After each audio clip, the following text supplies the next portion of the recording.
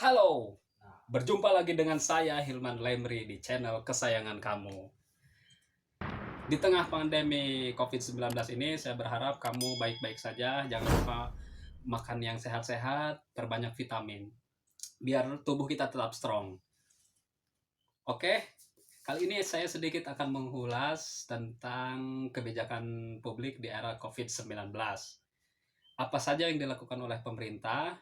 Kita lihat dulu di masa-masa bulan-bulan yang lalu, yaitu bulan Februari, masih ada yang berkelakar soal COVID ini. Bahkan dilakukan oleh pejabat negara, sungguh luar biasa sekali. Jadi menganggap bahwa corona itu tidak bisa datang ke Indonesia. Tetapi pada kenyataannya, bayangkan saudara-saudara, dan saya juga masih ingat apa yang dikatakan oleh Menkes bahwa kita baik-baik saja. Pada saat itu saya nonton berita ketika wartawan pada pakai masker semua, dia tidak memakai masker dan mengatakan bahwa kita berlebihan dalam menyikapi pandemi itu pada saat pertama kali ditemukan kasus corona ini di Depok. Dan apa yang terjadi sekarang? Ada 7.135 orang yang positif COVID-19, kemudian 842 yang sembuh, dan sungguh tragis ada 616 orang yang meninggal karena terjangkit virus ini. Sungguh luar biasa sekali. Apakah itu faktor kegagalan kebijakan publik pemerintah atau karena takdir? Nah, ya kalau takdir kita tidak bisa lawan ya.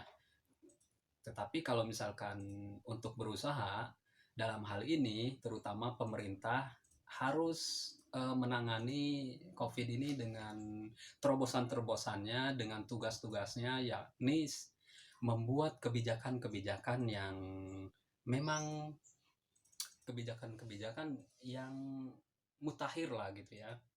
Meskipun pemerintah sudah memberikan kebijakannya, misalkan muncul keputusan Presiden nomor 7 tahun 2020 tentang gugus tugas percepatan penanganan coronavirus di SES 2019. Kemudian disusul dengan Kepres nomor 9 tahun 2020 yang membahas mengenai beberapa perubahan struktural. Tetapi itu ternyata belum cukup karena masih bertambah yang terjangkit virus ini. Kemudian di pemberitaan juga saya sebagai rakyat melihat adanya kesimpang siuran, misalkan soal PSBB di daerah-daerah. Kata presiden jangan gerasak gerusuk, kata pemerintah daerah seperti apa, harus dipercepat atau apa, itu sangat simpang siur sekali. Karena pada awalnya kita santai-santai saja, PSBB tidak perlu, ternyata perlu. Kemudian yang terbaru adalah soal mudik. Pada awalnya pemerintah mengimbau untuk tidak mudik, hanya mengimbau. Padahal beberapa pengamat mengatakan bahwa harus dilarang mudik itu karena menurut Agus Pambagio, pengamat kebijakan, bahwa masyarakat kita sangat cuek, sangat tidak disiplin. Kemudian apa yang terjadi? Kemarin pemerintah melarang masyarakatnya untuk mudik. Jadi sepertinya pemerintah pun mengalami dilema, mengalami kebingungan dalam menyikapi COVID-19 ini, mungkin karena baru. Sekali lagi, apakah ini sebuah kegagalan? Bisa dikatakan ya gagal, tetapi kita berusaha untuk memperbaikinya. Kita tetap support pemerintah, misalkan mengeluarkan tentang kebijakan kita jangan mudik. Ya, kita harus menaatinya karena menurut Dai sendiri, apa yang dilakukan dan tidak dilakukan pemerintah itu adalah sebuah kebijakan. Jika kebijakan pemerintah itu gagal, lalu apa faktor penyebabnya? Menurut Bernardo Muller, ini yang saya kutip dari pinterpolitik.com, mengapa kebijakan publik itu bisa gagal diterapkan? Karena ada beberapa patologi, setidaknya ada 5 patologi.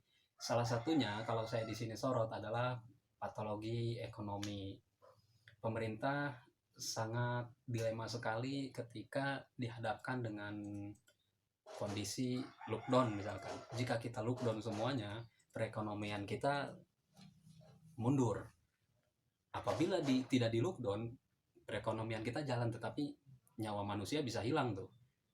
Kemudian soal mudik ini banyak juga yang terdampak, termasuk pemerintah, karena ada banyak surplus uang yang masuk ketika mudik itu, tetapi tiba-tiba sekarang harus hilang tuh penghasilannya karena efek corona ini.